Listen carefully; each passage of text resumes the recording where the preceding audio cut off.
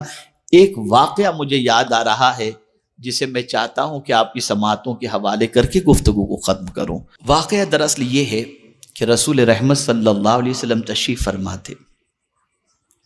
دیکھیے اللہ والوں کی فکر میں آپ کو بتا رہا ہوں، اللہ والوں کی فکر سب سے بڑی یہ رہی کہ وہ ہمیشہ غریبوں کے ساتھ رہنا پسند کرتے ہیں۔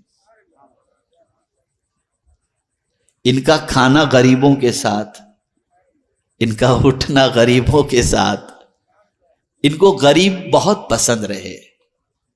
اور آج ہماری سوچ اتنی بدل گئی کہ ہمیں غریب پسند ہی نہیں ہے، چاہے سگا بھائی ہی کیوں نہ ہو۔ میں تھوڑی سی سوچ درست کر دوں۔ رسول رحمت صلی اللہ علیہ وسلم تشریف فرما تھے، ایک غریب صحابی تشریف لائے، ایک دم غریب۔ آقا کریم صلی اللہ علیہ وسلم ان سے گفتگو فرما رہے تھے، اتنے میں حضرت جبریل امین علیہ الصلاۃ والتسلیم تشریف لائے۔ سرکار، یہ جو آپ کے ساتھ غریب بندہ بیٹھا ہوا ہے نا، اس کی زندگی کل دوپہر تک کی ہے، کل دوپہر کو یہ اس دنیا سے کچھ کر جائے گا، دوپہر تک اس کی زندگی ہے۔ اب رسول رحمت صلی اللہ علیہ وسلم نے جبریل امین کی بات سنی تو فوراً سرکار صلی اللہ علیہ وسلم نے چاہا کہ اب اس کی عمر کل دوپہر تک کی ہے تو چلو کیوں نہ اس سے پوچھ لیا جائے، اس کے کوئی ارمان ہو تو پورے کر دیے جائیں۔ سرکار نے فرمایا، میرے صحابی، میرے غلام، کوئی تیری تمنا ہو تو بتا، کوئی حسرت ہو تو بتا۔ اسے یہ نہیں کہا سرکار نے کہ کل دوپہر تک تیری زندگی ہے، لیکن حضور نے فرمایا تیرے کوئی ارمان ہو تو بتا۔ عرض کرتا ہے حضور، دو ارمان ہیں، زندگی میں کبھی میٹھا کھایا ہی نہیں تو مجھے میٹھا نصیب ہو جائے، اور لوگوں کو شادی شدہ دیکھتا ہوں تو دل میں ارمان پیدا ہوتے، کاش میری بھی شادی ہو گئی ہوتی، لیکن میں اتنا غریب ہوں، کوئی لڑکی مجھے دے گا نہیں۔ سرکار نے فرمایا فکر نہ کر۔ صحابہ کو بلایا سرکار نے، کسی سے کہا میٹھے کا انتظام کرو۔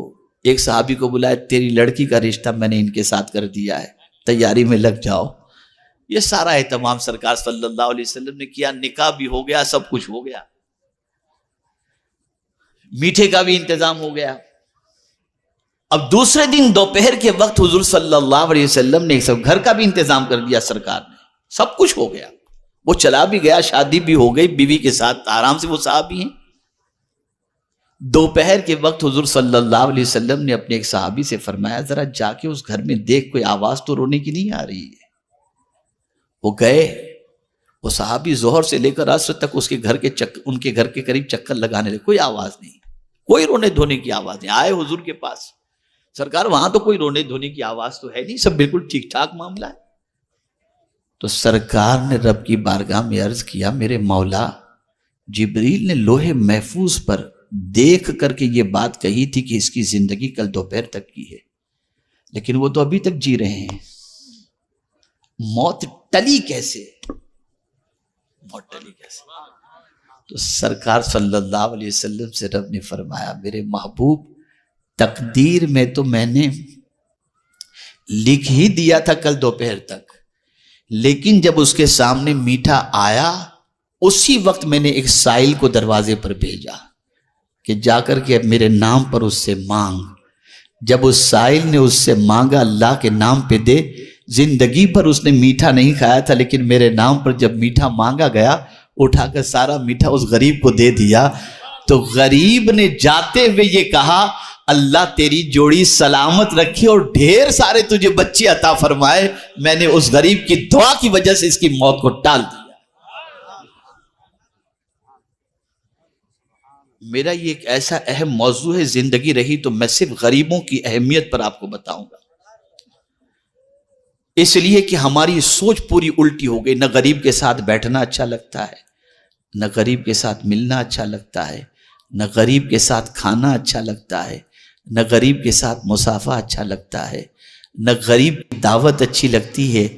بس یہ ہماری سوچ، اور یہ اتنی بودی سوچ ہے، اتنی بودی سوچ ہے کہ اس بودی سوچ کی بنیاد پر ہم زوال کے شکار ہیں، ہم زوال کے شکار ہیں۔ سوچ بدلو، فکر بدلو۔ انہی کلمات خیر پر میں اپنی گفتگو کو ختم کرتا ہوں اور دعا کرتا ہوں اللہ تعالیٰ سب سے پہلے مجھے توفیق دے، پھر آپ کو توفیق دے، سنی دعوت اسلامی کا ماحول بنائیں، سنی دعوت اسلامی کے قافلے میں جائیں، سنی دعوت اسلامی کے اجتماعات میں شریک ہوں، زندگی بدلو اور نیکیوں کا جذبہ اپنے اندر پیدا کرو۔